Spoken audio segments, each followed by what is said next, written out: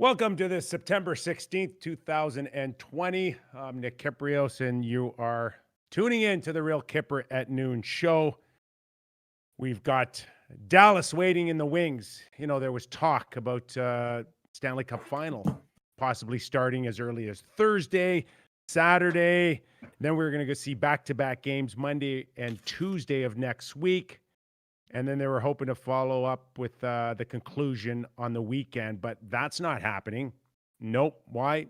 Because the New York Islanders extended their series in the Eastern Conference to a 3-2 deficit so far. We'll see where that goes. And yeah, we're going to get some thought in on what type of game we saw, what kind of style we saw. The good news for all of you tuning in today is that we get Doug Maclean back for a third consecutive day. You know, I worked at Sportsnet for over 20 years, half of them with Doug. I don't think he ever worked 3 days in a row in his life at Sportsnet. In fact, I'm not even sure if he did 3 days in a row as president and general manager of the Columbus Blue Jackets 3 days in a row. But we've got him for the first time in his illustrious broadcasting career that he's going to work 3 days in a row. So we'll get to him in a minute just to kind of let you know what you're in for the next hour. There's a lot to talk about. Yeah, we'll talk about Dallas waiting it out a little bit here, but we've also got some news out of Arizona. Bill Armstrong, assistant general manager of St. Louis now. Looks like he's the guy that's going to lead that, so we'll talk about that as well. Lundqvist, King Henry in New York. Maybe a little bit of an update and things that we're hearing on Lundqvist's future with the New York Rangers. Also want to talk about Vegas and where do they go?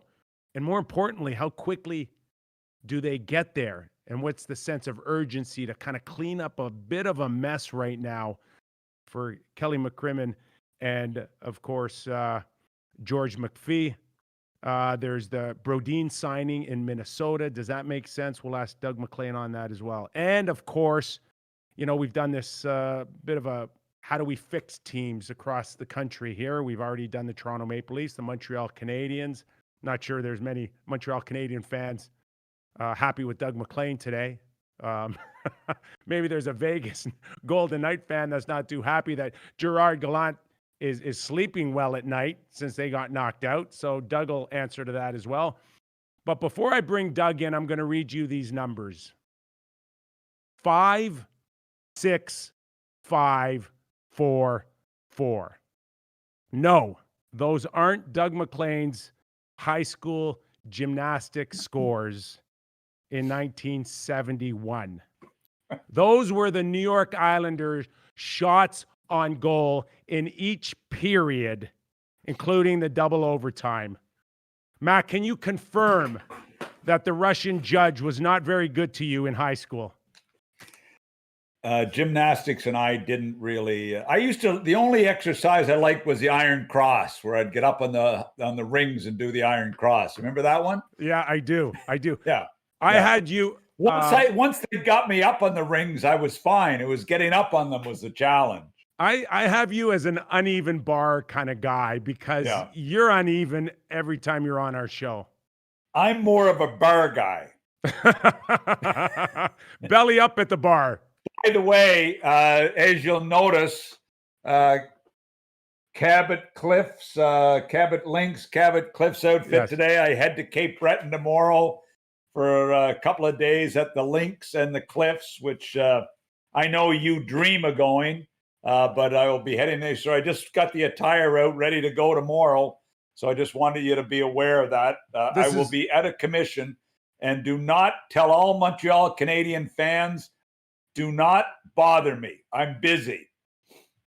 And this is why we are getting you 3 days in a row. And can you also confirm, besides your gymnastics scores, that you've never worked 3 days in a row in your life? I was hoping I would never do 3 days in a row again when I left Sportsnet, but that seems to have changed. As Jill said last night at dinner, she's not really enjoying my newfound career. She said, first of all, I'm very short with her because I'm uptight about these appearances on the Real Kyper at Noon show. So she's getting fed up with my rejuvenated career. But if the Hab fans keep on me the way they are, I may quit again. Okay, how about Islander fans? Because we're not supposed to critique a win. A win is a win is a win. No question that their season's alive. They did everything that they were supposed to do, from Barry Trotz to each and every player. But Mac, it was like watching old people eat last night. Oh my God. That was a playoff elimination game. And you know what? I mean, I love listening to Barry Trotz pregame. I love listening to Barry Trotz postgame. I love the fact that he's had success with the Islanders. I love the fact they starved off elimination last night. But oh man, that didn't seem like a desperation playoff game to me. We love block shots too, but I mean, they took block shots to a whole nother level last night. As you said, when you looked at the shots on goal after 5 or 4.5 periods of hockey, are you kidding me? That's all those teams could muster up. The most exciting part of the game for me was Varlamov nosediving into the scrum with the winning goal in Eberle, who we sort of called out the other day. And you know what? Trotz did too. And good to see Lee make a big play, Eberle score, and Varlamov dive into the scrum. So, you know what? It was a funny, different playoff game than we're used to, isn't it? Wasn't it? A Superman dive at the end of the game was the highlight of the whole night, if in fact you were able to stay awake. And not because it was too late. It was that tough to watch. Seriously.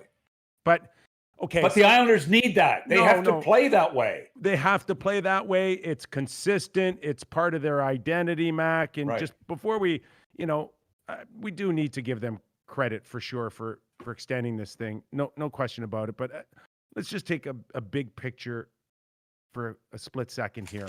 And just in terms of, if I'm another owner and my team's been eliminated long now, and I watch the New York Islanders, and to a certain degree, even Dallas, Mac, and we know Rick Bowness is a 1-4 guy, and it's tough to get through the neutral zone, and they've got as many guys blocking shots as the Islanders.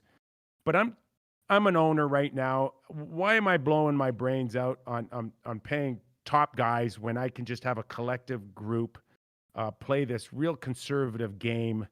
And we are, to a certain extent, a copycat league. So why am I not following this pattern of the New York Islanders moving forward? I worry about that a little bit. Well, look, that's what happens at playoff time. General managers, owners, coaches watch teams and try to figure out why some are more successful than others. But the Islanders shouldn't be anything of a surprise. We've watched this for the last couple of years, where they've come in with a real sound defensive team. It's sort of amazing. Trotz had a pretty high octane team led by Ovechkin in Washington.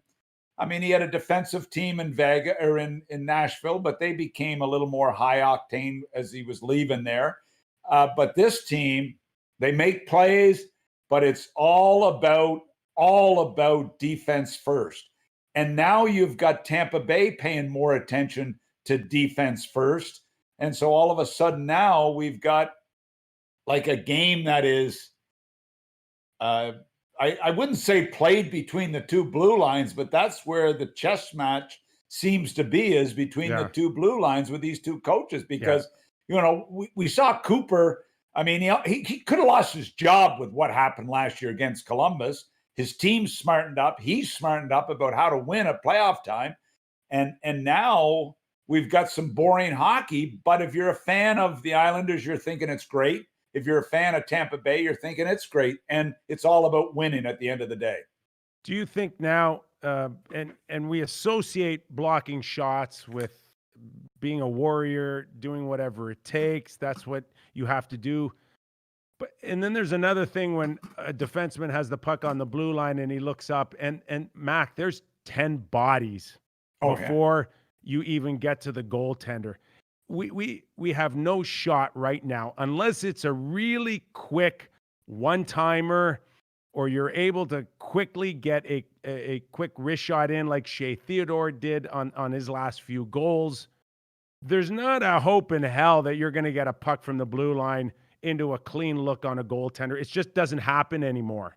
So, and you wonder when you're out scouting defensemen, why that lateral mobility, why that agility, that ability to slide and get the puck through from the point has become one of the key ingredients of offensive defensemen now.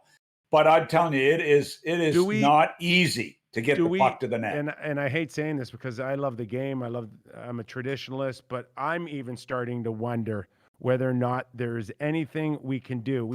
We've done so much to try to open up the game. If you go through a list in the last 15 years of the things that they've tried to do to open up the game, and we can go back from 2004 to the automatic power play when the puck is shot over the glass, icing, can't change on an icing.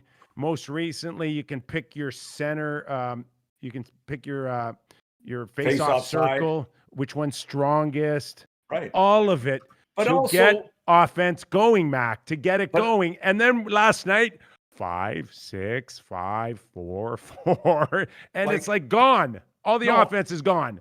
Well, look, and don't forget, you haven't even mentioned the hooking and the holding and the clutching and grabbing that was I saw a little bit last night, Mac. I saw a little bit last night. It creeps in, but I mean, look, I remember sitting in those GM meetings and Board of Governors meetings when we were going through this process of not being able to touch the gloves with the stick and not be able to touch the hand with the stick. It was unbelievable to go through that process, with the players group, with the GMs, to come up and formulate these new rules. And I'm sitting there coming from coaching the Florida Panthers where we were mugging people in the playoffs. I mean, it was a mug fest. Yeah. And yet, so we have made some great strides. And then you sit and watch last night and you watch the way Dallas play in front of the net. And all of a sudden you're saying, what can we do next to make this game more exciting? But you know what? Just leave it alone, please. Well, I hope they don't start playing more, doing more of this. Just when you watch next thing they're going to say we can't block shots anymore. Blocking shots is now going to be illegal. It was if we let them do this. It was actually kind of cool when I played because all I had to do was watch my point man.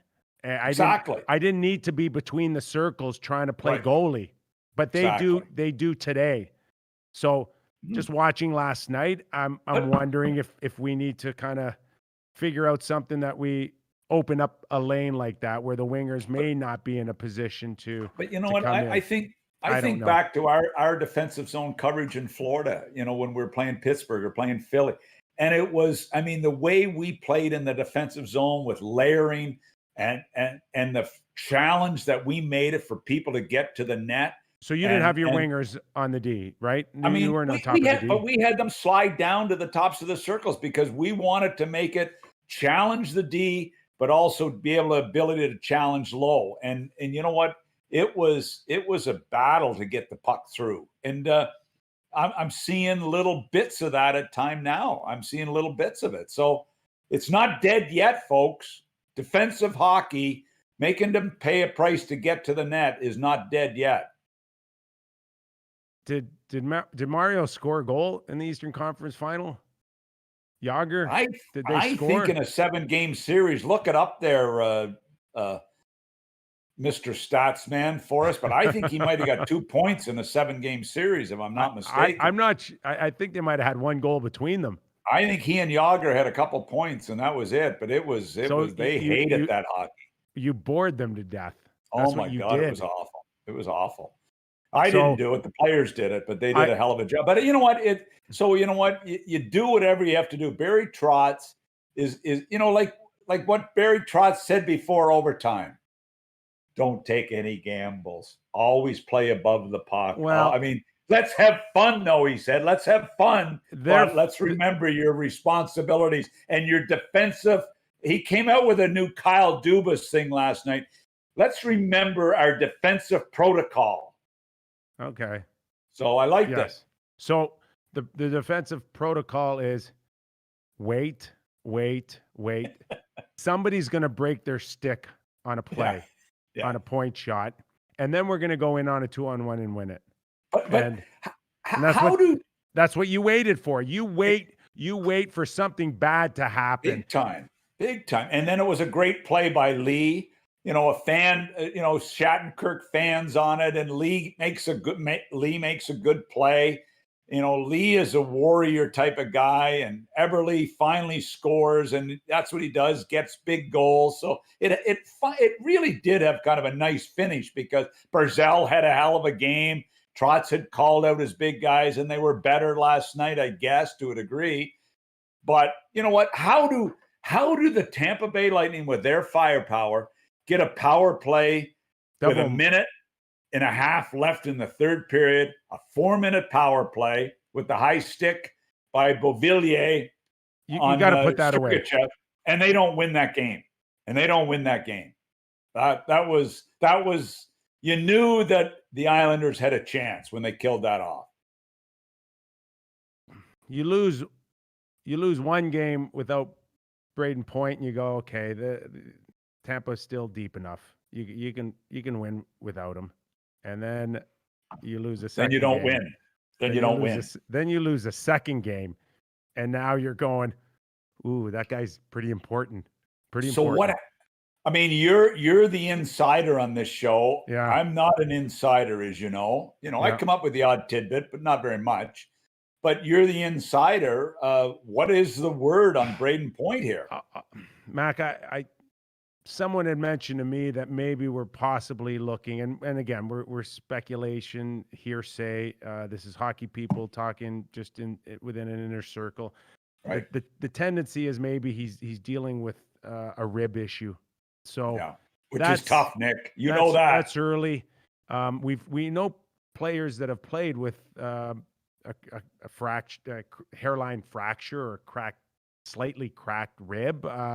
Ryan O'Reilly, I think, had an issue last year in the playoffs, if I'm not mistaken. So is it day to day? Are some days better with your breathing or with your ability to push? Yes. And are we in a situation where it's every other day now for Braden Point, or did he do more damage to whatever is ailing him? And again, we're only speculating on the rib injury, but is it to the point now where even did he come back last game and do further damage to it where he cannot carry on? But I would still lead towards the consistency of him playing every other game now and possibly being in for game 6. So what if he comes in every other game? That means he plays game 6 but doesn't play game 7. Well, that's interesting, Mac. Right? But, maybe you sit him out in game 6 and if you need the game 7, you have him.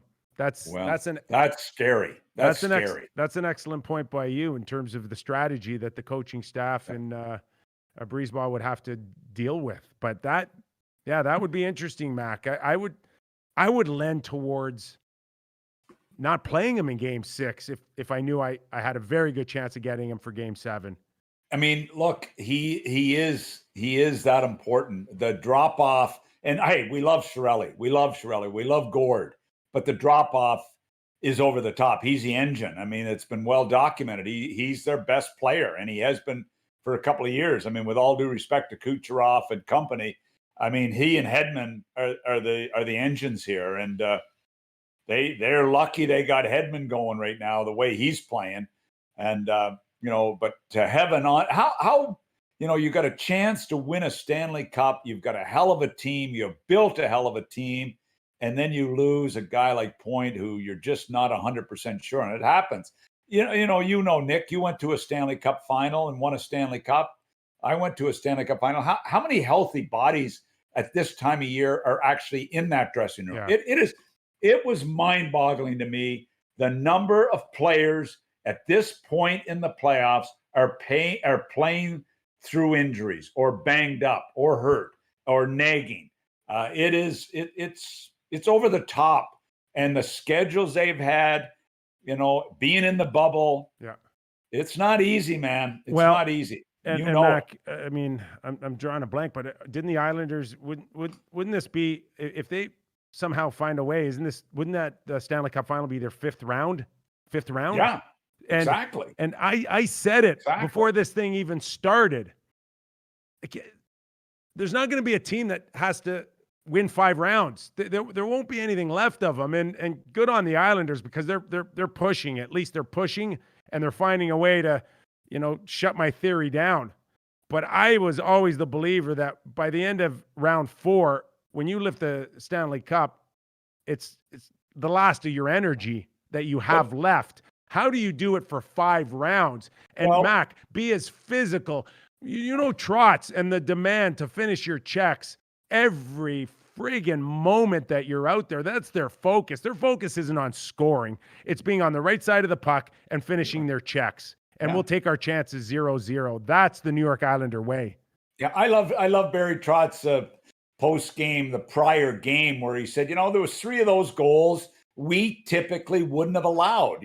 One was where where Coleman flew the zone and they missed their coverage. One was a missed protocol at a face-off play, defensive protocol off a face-off play. He said, we've got to eliminate those 3 big mistakes that we made. And another was a lost coverage in the slot. And, they're a fine-tuned defensive team. But Tampa Bay, with the horsepower they have, if they lose, it doesn't typically happen, a 3-1 lead in a series. But with the talent they have and with the goaltending they have, this Vasilevsky to me is so damn good. He's so, so focused, so good. 3 Russians playing goal this late in the playoffs. Like, how bizarre is that? But anyway, it's great goaltending we're seeing. And Varlamov had a game. He had a game last night. He deserves full marks for how focused he was and how sharp he looked. I mean, look, what a battle between those 2 netminders last night. Yeah, he did not leave. There was no back-breaking moment for Varlamov or the New York Islanders.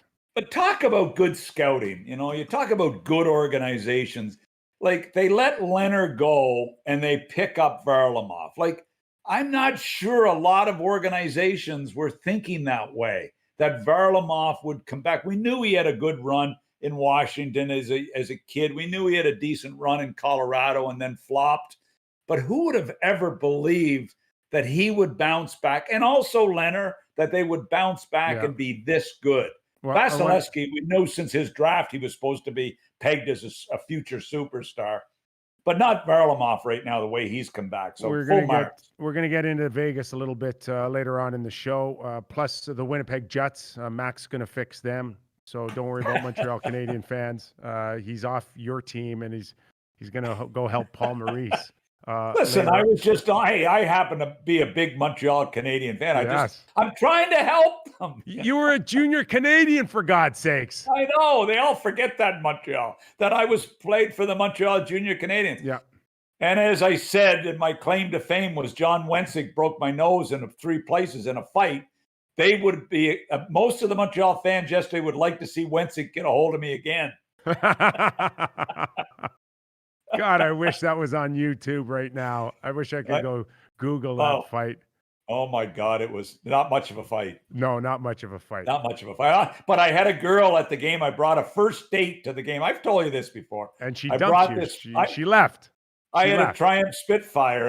It was pretty cool playing for the Junior Canadians. I had a yellow Triumph Spitfire. So I said, I was after the game, we were supposed to meet and go out after. And, I was going to take her out, buy her a hamburger after the game. But anyway, Wensick grabbed a hold of me and broke my nose in 3 places. So I come out after the game and I had the big bandage on my nose. And I asked her if she could drive me up to the Montreal General Hospital and drop me off. And then, so she dropped me off and I was in the hospital for a week. She took the car home and it was the last time I ever saw her. I would have, the car wouldn't even stopped in the emergency ward. I would just push you out while the car was still moving. But you know what? This is a great story. I'm not going to bore the fans, but when I was coaching the Florida Panthers, Ronnie Harris was one of our scouts. Ronnie Harris, who played for the Quebec Nordics and a famous scout. So anyway, Ronnie got his check from the Panthers, and he went into this bank in Dorval, Quebec, to cash his check. And this teller said to him, "Oh, I went on a date with your coach."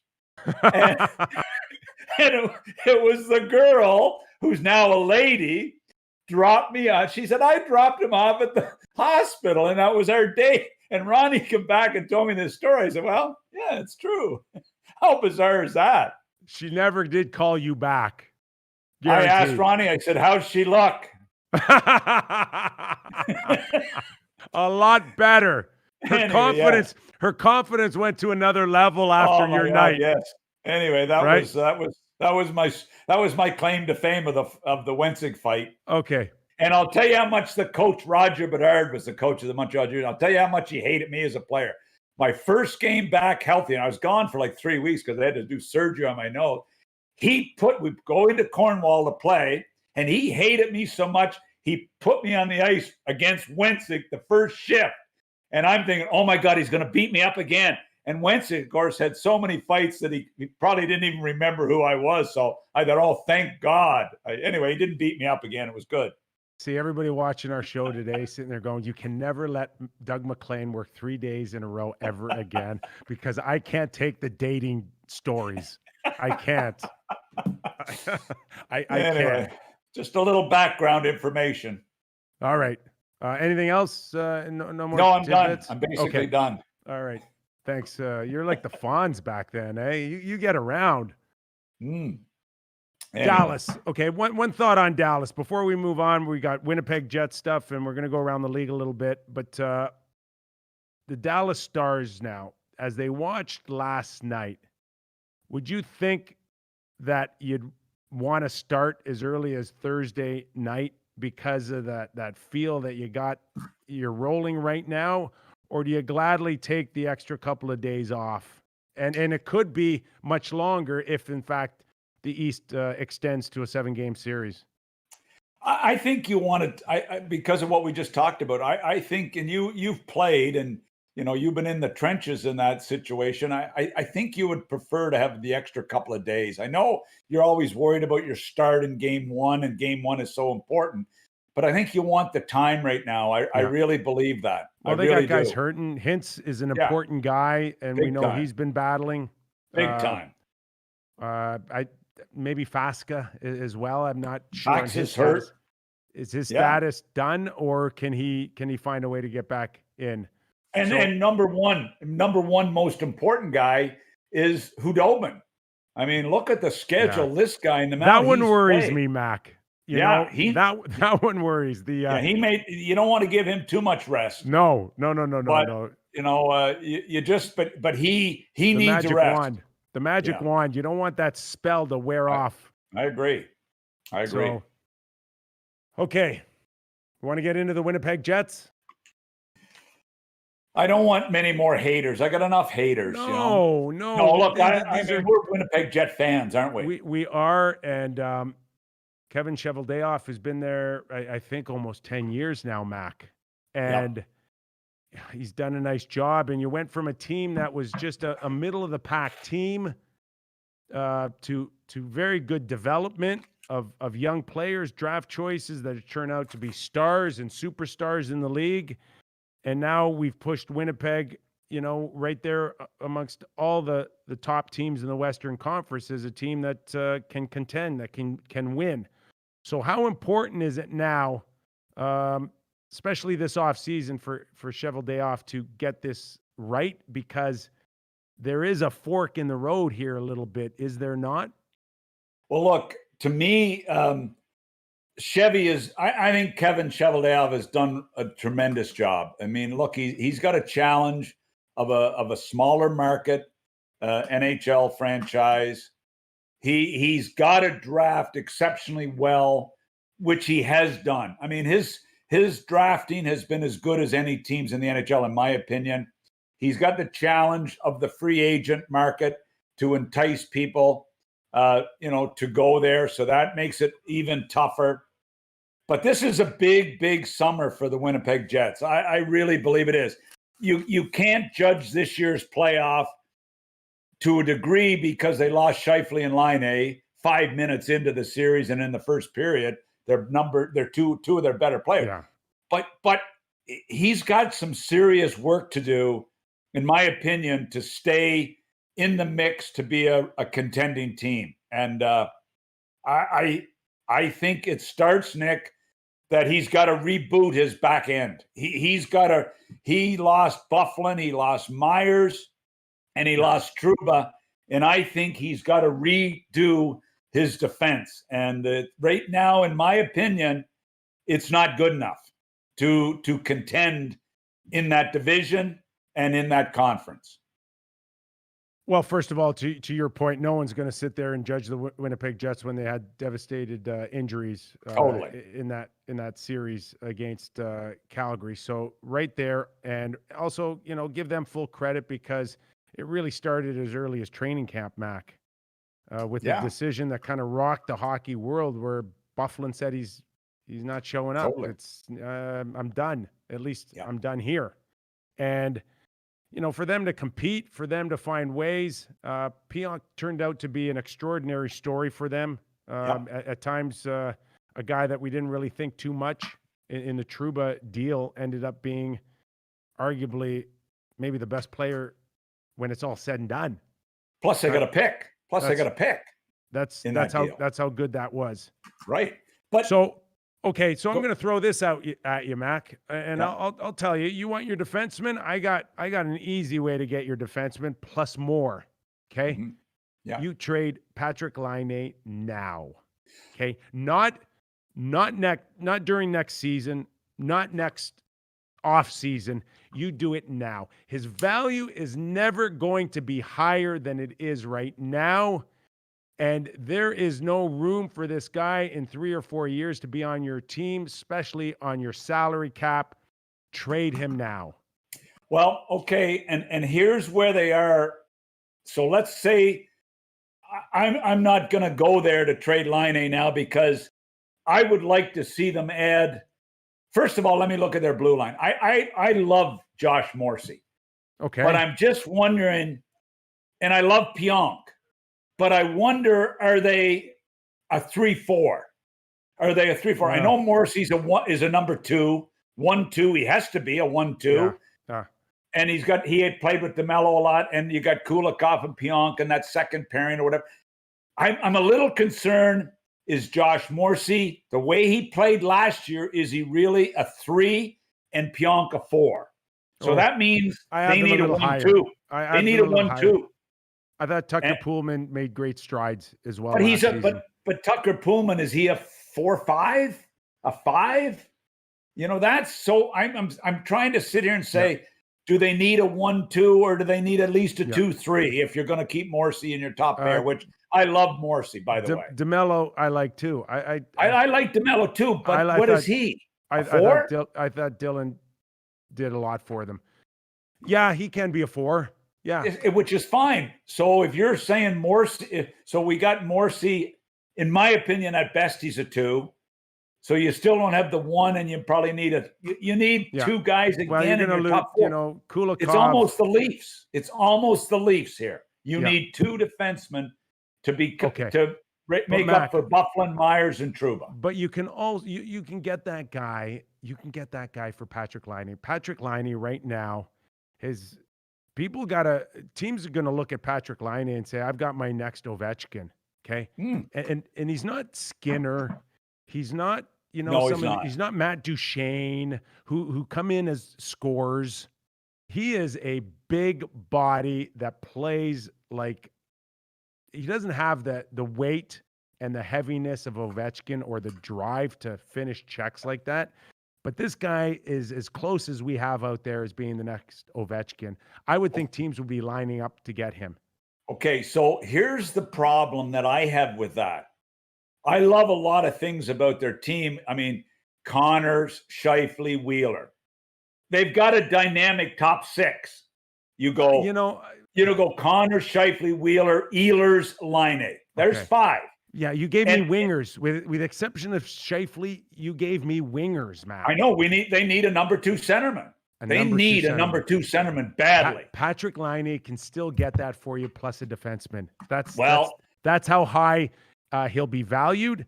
And we are talking about 2 grade A pieces and possibly a third piece, either a prospect or a draft pick. Right. Well, so go move them right now. Get your second line centerman. You love Lowry. Harkin's made great strides. Cop. What's Roslovic? Roslovic. What is he? Is he a top 6 guy? No, he's not. Not for me. He's not. I love some things about him, but there's some things I don't like about his game. To me, I wonder about the smart sometimes. I wonder about the drive. To me, Cop, Lowry, Roslovic is a good third line. And you got Eakins now, and you got Perreault, and you got the Harkins kid who showed up pretty well in the playoffs. So I like their group, but it's that number 2 centerman that is amazing. Little, God bless Little, what he's brought to the table. He's been a real good player. Yeah, he is, Mac. But the injuries have caught up. He's beat up. He's got an old man body right now. Okay? Sad. It's too bad. That last one was devastating for him. And I'm not. So if you move Line out, Line A, I know what you're saying, and I don't disagree. But if you could add that real good number 2 center, that top 6, along with Lowry's line and Eakins' line, that's a group that is a potent playoff type forward group. And then you add a couple of defensemen, you're in real good shape. But these pieces are not easy to find. We talked the Leafs need similar pieces. What would Line A do for the Montreal Canadiens? There's teams, like you said, there's so many teams. Every team in the league could use a Line A because of what you can score. Montreal doesn't have the depth to get away with they sending don't. him. You'll wait for. They don't Victor Mete. They don't have anything. There's not a chance. They can't make a deal based on their depth. I'll look at a team like Buffalo, Mac. Yeah. If I'm Cheveldayoff, why don't I go to Buffalo and offer Line A for Ruotsalainen and Reinhart? Yeah. Reinhart's up. His deal's up. He's an RFA. Yeah. So would you do that? Was that the type of deal that you would look for? You get your definitely your top 3 defensemen. Yeah. And a quality centerman.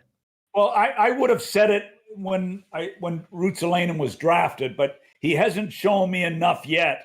He hasn't shown me enough that he's going to be that guy yet. Unless, their teams are scouting him a lot better than I would see him. But to me, he's got some warts that he's got to overcome to be in that category. If you're giving up a Line A. Yeah, I don't disagree, but the important thing is he's got 2 years left on his deal, and you'll have plenty of time to decide whether or not you want to pay him big bucks. And that's the whole key in all of this, Mac. I know. Where's the fit on the cap? Right now they got $15 million in cap space, but I think they've got 13 players signed. So they've got, the blue line looked like it was okay last year because Hellebuck had a Vezina-type season. Hellebuck was unbelievable in the regular season. I can't say I loved his playoffs, Hellebuck. I know the team was beat up. I get all that, but I still thought Talbot outplayed him in that series. Hellebuck is a good goaltender. He should be a great goaltender. He was last year in the regular season, and he made this blue line look okay. But I think they need 2 blue liners and a number 2 centerman. And if you think they can solve that by moving Line A, they better make the right deal if they're going to do that. Now, they got a couple of defensemen coming. They got Heinola, the Finnish kid, Heinola, pronunciation. That's a Don Cherry pronunciation, Heinola, who is their number 1 pick, 20th overall a couple of years ago. This kid, people like this kid a lot that's going to come in and play. And they got another kid, Sandberg, who played at Minnesota Duluth, who's a second-round, 6'4", defensive defenseman, good first pass guy. So they've got a couple of good prospects on the back end that hopefully over the next year will move into their lineup and will help alleviate the challenges they have along with Pionk, Pullman, DeMello, if they get him signed, Morrissey, all of a sudden it's going to be a better looking blue line. But again, Kevin Cheveldayoff has done a marvelous job drafting, and he's got to continue to do it because as a market, it's a challenge to get free agents. So it's I still like their team a lot. I really do. Yes, I do too. I do too, and I think the key will be trading one of the better goal scorers in history. If you look at what he's been able to do since the moment he came into the league, do you know? I think it would be. I think it would be a fascinating process now for Cheveldayoff to now go around the league and say, "Okay, I'm offering you a part of history here. Who wants it?" Because Mac, at the end of the day, there's no fit for Line 8 long term here. You still got Wheeler, and unfortunately, Wheeler's on the back end of his career, but you're not getting rid of that contract, nor do you want to get rid of his leadership or the presence he has. You love Kyle Connor. That's a Paul Maurice type of guy. Ehlers, I don't know. It's still for debate, but I don't think you need to get rid of Ehlers if you're going to focus on Line A getting moved. Well, and you know what it's going to be like to negotiate. Line A's negotiation were not easy last time. They won't be easy this time. But you know how hard it is as a general manager to move one of your, a kid you drafted who's can score 30 goals a year, who with his eyes closed. Yes, and I mean those are tough. You got to make sure you're making the right deal. Chevy's had a history of being solid, but I know how tough a deal that would be. That will not be an easy one to make because I know he loves Line A. Line A became a more complete player last year. He took some strides in that area, but can they keep him in the financial situation if they have to do these other moves? That's the challenge. And I don't disagree with you, but not a chance. That's going to be a tough trade. Not a chance. And, the other thing too with Line 8, and we've kind of had this discussion a little bit, and we include Hamilton in that mix. And Hamilton's done a great job resurrecting his career in Carolina. But, Liney's a different bird. He's a different bird. He's not the type of guy to, race with guys and go out for dinner or have a beer. He's a gamer. He'd rather sit in his room. He'd rather, play video games.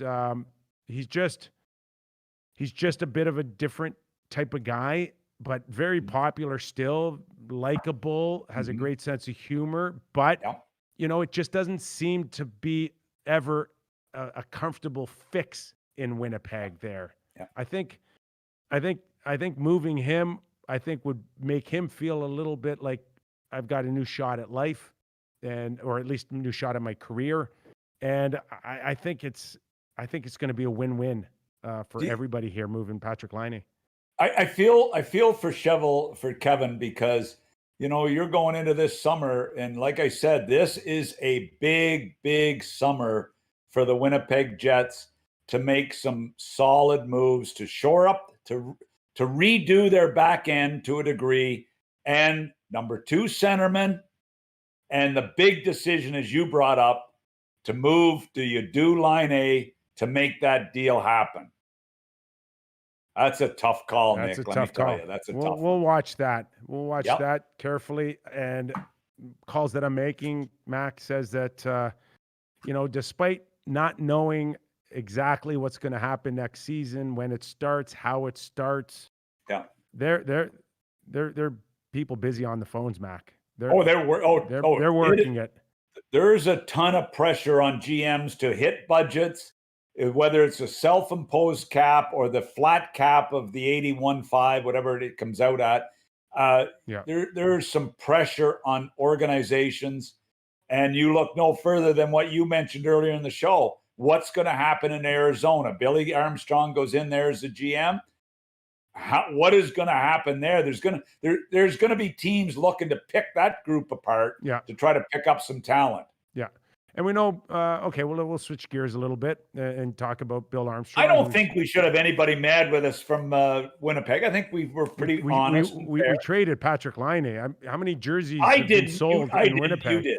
I want the fans to know out there that I was not for that. That was a Nick Kypreos deal. So okay, take me off the text or the tweet. I will take all responsibility on. I'm making your team better. I'm helping fix the Winnipeg Jets by telling you Patrick Laine has to go, and you will get a boatload for him, and you will be in a position to win a Stanley Cup in the next couple of years. That's my story, and I'm sticking to it, Mac. And like I said, they could probably get Drouin from Montreal, like I mentioned yesterday. Okay. All right. Bill Armstrong, not a real strong name. We know he was also in the hunt for the Florida Panthers. But like any assistant general manager in the league, and one that Bill's had that title now for 7-8 years now in St. Louis, maybe more. It really sounded to me last night that they were in negotiations, Mac. I don't know how you really negotiate with a team that seems to be in financial dire right now. Mac, I know we talked about signing bonuses not getting hit on time for Arizona for some players, but I'm still hearing stuff like players not getting meal money in the bubble. And that took a little while, and it's tough to pay bills right now in Arizona. That's what I'm hearing. But this is a new owner that just took the team over 3 months ago. That usually takes longer than that. But no, you know well, what? But we're also dealing with 3 months of COVID, Mac, and we'll never totally know. We'll never truly know how it's affecting these guys because they're not in the limelight, and a lot of people don't know what their business is. And but I can understand in a pandemic that there's some owners now with tremendous challenges, and it appears that Arizona is one of them. So I wonder how if you're Armstrong, how do you negotiate with Arizona for this position, knowing what other general managers get paid, including new ones, and then there's this scenario.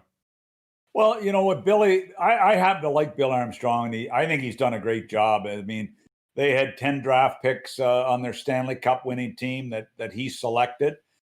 First time in St. Louis Blues in years and years and years, they had 10 draft picks on their team to win the Stanley Cup. And he was the guy that was responsible. I've talked to him quite a bit in the last few months about drafting and so on. And I think he's a quality guy.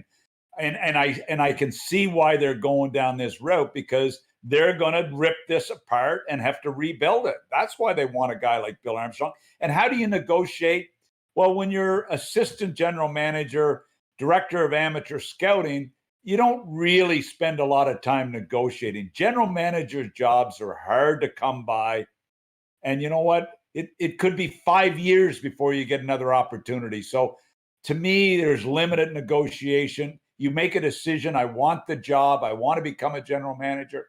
And then you take your chance that you're going to make your big payday down the road. That's how I think you would negotiate, because Bill wants to be a general manager, and I don't blame him for that. And Arizona, you know what?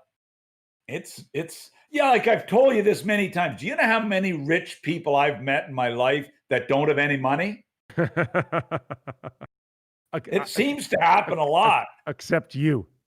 No, that's not. By the way, I just wanted to mention I did the Scott Oak look again today because of the Winnipeg Jets, and I wanted I did this for Scott, and I wanted to have his look today for the Winnipeg Jets. Okay, just want to get Scott's that out of the way. a Manitoba boy, so I'm sure he appreciates that.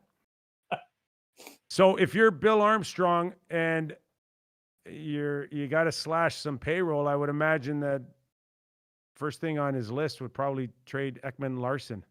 How would you like that? What's he, $8 million for 7 more years?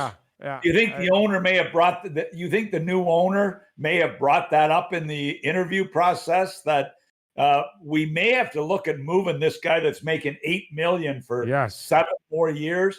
Yeah. And you know what? How many teams? Lots of teams would love to have Ekman Larsson. Lots of teams would love to have.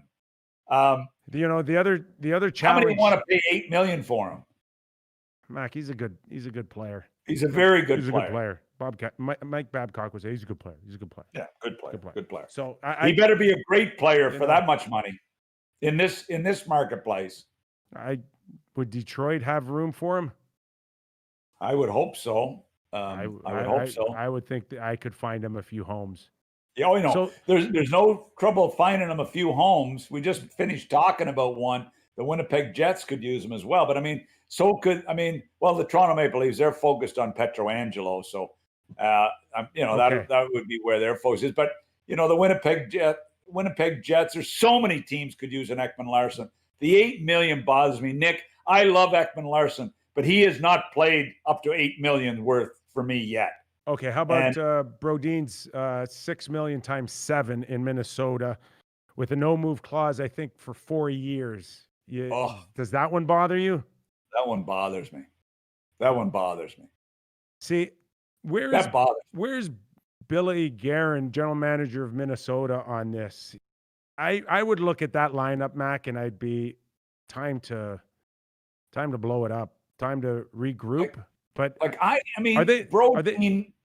Brodin was supposed to be a star, and he's a good defenseman. But I knew he had signed. I hadn't heard those numbers. But anyway, that's the marketplace. So now with that signing, those teams that got to find 2 top 4 defensemen. So with that signing now, they throw Matt Dumba out for trade. Yeah. So Matt Dumba, right-handed defenseman, top 4 guy, that should bring them back something as well. Well, they've got to. Because they've got to. Look, they're trying to rebuild on the fly in Minnesota. That became an old team really, really fast the last few years. Chuck Fletcher's biggest break was getting fired and getting a job in Philly. How lucky. He must say a prayer every night before he goes to bed, thanking the good Lord for that deal. But anyway, they became an old, slow team. Yeah. And now Billy and Dean Evason, who I've heard great things about Dean Evason as a coach. I hear he's a real good coach. Billy Guerin is a solid guy, but they've got their work cut out for them with that group. Okay, I want to take it to a little bit of Vegas because you mentioned Leonard again. If you're now in a situation where you're the general manager like Kelly McCrimmon and you're coming off a huge disappointment, but you've also opened up a can of worms with your goaltending situation. We assume that at some point they're going to announce a 5-year deal for Leonard. How quickly do you want to address Marc-Andre Fleury? How quickly do you need to address this? Or do you just sit there and say, it is what it is, we'll deal with it when the right opportunity comes, and it may take a while? It can't be left to sit there because he's got 2 more years at $7 million. So when you tie up the 5 times 5 in Leonard, what if Marc-Andre said, well, I like Vegas. My family like Vegas. I'm just going to spend the next 2 years in Vegas. And all of a sudden you got $12 million tied up in goaltending. So it can't be left. It's got to be acted on sooner than later. And you've got to identify, there's no doubt Fleury would love to go back to Pittsburgh. You've got to do everything. And if I'm Jimmy Rutherford, I'm holding them up like you wouldn't believe. Jimmy got held up when this happened, remember? Yeah. When this happened, Jimmy, it was a grind. So, it's not an easy situation. Expansion saved Jimmy because Marc-Andre Fleury said 6 months well before the expansion draft that he was willing to go to Vegas. Right. That cleaned up a lot. Sure. For Jimmy. The other thing that we mentioned or that we didn't really talk about for Vegas, Mac, was the disappointment, I think, of the center ice position with Stastny and Karlsson. They never got the job done, Mac. Their wingers were really good in the series, but if you take a really good look, I don't think you're too happy with Stastny and Karlsson during the playoffs. Stastny's got 1 year left. You got to get rid of that 1 year. He's got one more year at 6'5". I remember sitting with Gerard Gallant having breakfast a few years ago when they signed Stastny, and I remember saying to him, I said, Gerard, I'm a little concerned about Stastny being added to your group and also Pacioretty being added to your group. And I'll tell you why. You played in the Stanley Cup final. They were a fast team. They were a real fast team. And they had some youngsters coming, draft picks coming, with Suzuki, with some of these guys coming. And I'm thinking, I think you become a little bit slower because of the addition of these guys. He liked Pacioretty because he had him in Montreal, and Stastny's a smart player. But I don't think they got the job done either. And you're right on that. And they became, to me, a little bit slower of a team. And, Stastny at 6'5", one more year, that has got to be an issue that obviously they're going to have to deal with. 2 years ago, they were going after Carlson. They knew they needed a right D shot a couple of years ago when they were in hot pursuit of Carlson. They didn't get him. Hindsight's 2020. How lucky are they? They could be looking at Carlson right now, like San Jose, and going, okay. Wow. So thank God. You gotta assume that with Pietrangelo's situation not looking very good for his future in St. Louis, they would try to free up as much money as they can, and they're going to go after Pietrangelo. That's almost a given. And let's not kid ourselves. Have a look at their roster and tell me how many Newport sports clients are on that roster. And we know there's a good, strong relationship there between DeBoer and Kelly McCrimmon and Newport. And Pietrangelo, am I wrong? Is he related? Is he? Well, it's a good run. It's a good run for Newport, I think. So yeah, I mean, they've got 4 or 5 of their top clients. I mean, yeah. I mean, there's a good relationship there. Yeah, I agree with you. I think they're going to be in the mix. But that's why Stastny has got to be moved, and how they got to find a new home for Marc-Andre to free up the money to sign a Pietrangelo. And yeah, they will be in the mix, and they should be in the mix, but so should about maybe 8 other teams could use that right-hand defenseman who can play 27, 28 minutes a game and is still in his prime. Yeah. Challenge, obviously, money in, money out. That's all it is right now for many teams. You can add the Toronto Maple Leafs on that with Pietrangelo. Right.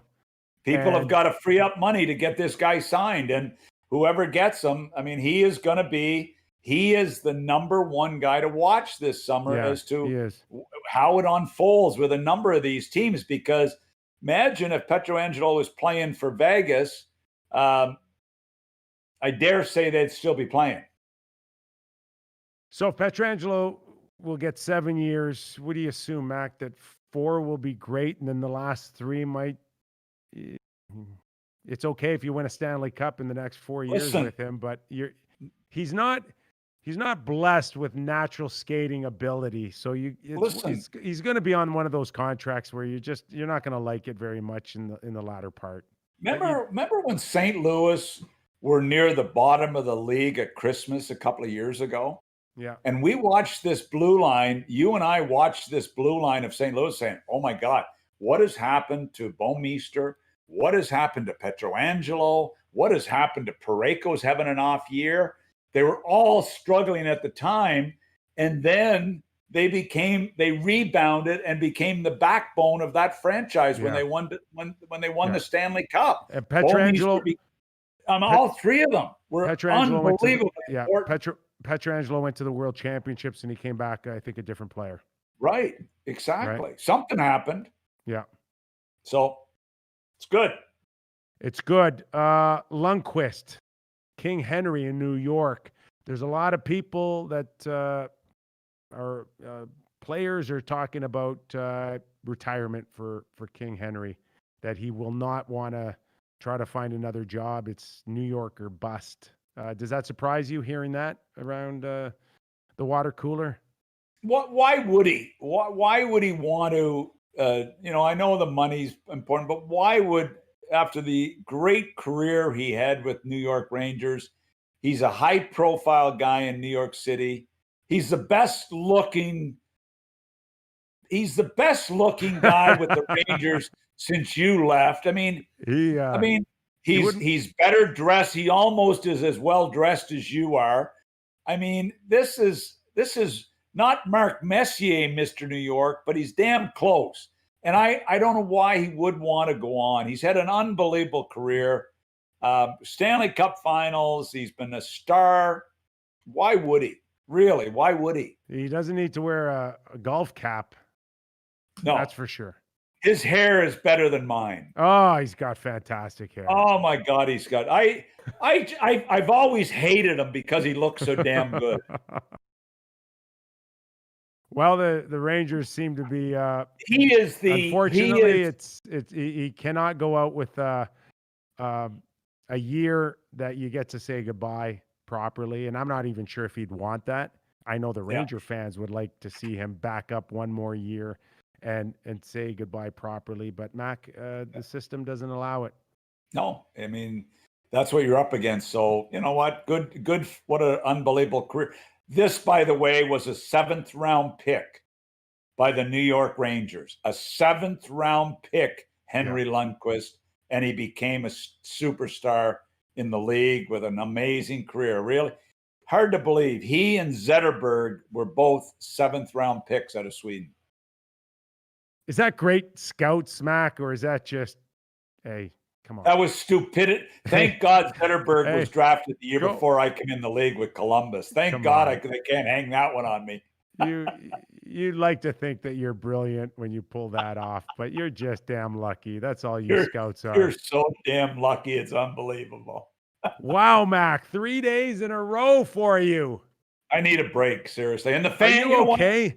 As bad as I need a break, the fans of the Real Kyper at Noon show need more of a break from me. I suggest, because you've been so overworked this week, that you only play 9 holes at Cabot Links. I played golf with Jimmy Clark, the director of pro scouting for the Ottawa Senators yesterday. And Clark McLean played with us. I was so damn bad. We played Green Gables. Oh my God, I was pathetic. What is your problem? What's the issue? Know. I'll straighten it out. I don't know what happened to me. I was so damn bad. But anyway, hey, 150 that's okay. I think I've been working too damn hard. It's a joke. We'll get some rest. And lay off the red wine. Not a chance. Okay, say goodbye to Real Kyper at Noon viewers and listeners, and tell them enjoy the rest of the week. And we might even try to track you down somewhere on one of the holes. I think that would be fun. Just an update on your golf game. Yeah, okay. And make sure you press the love button for me today before I leave, will you? All right. Everybody watching, hit the love button for Doug Maclean to send him off on a great weekend. We are going as strong as ever the rest of the week. We're just going to have fun. We're just going to do it differently without you, Mac. All right. Doug Maclean, everybody. Thanks for joining us, Mac. And for all of you, again, thank you for joining us. Enjoy the night off. You get to take a break. I think we need a break after that double overtime win by the New York Islanders for no other reason. Yeah, it was a little tough to watch, but don't critique a win. A win is a win is a win in the National Hockey League playoffs. I'm Nick Kypreos for Real Kyper at Noon. We will see you tomorrow.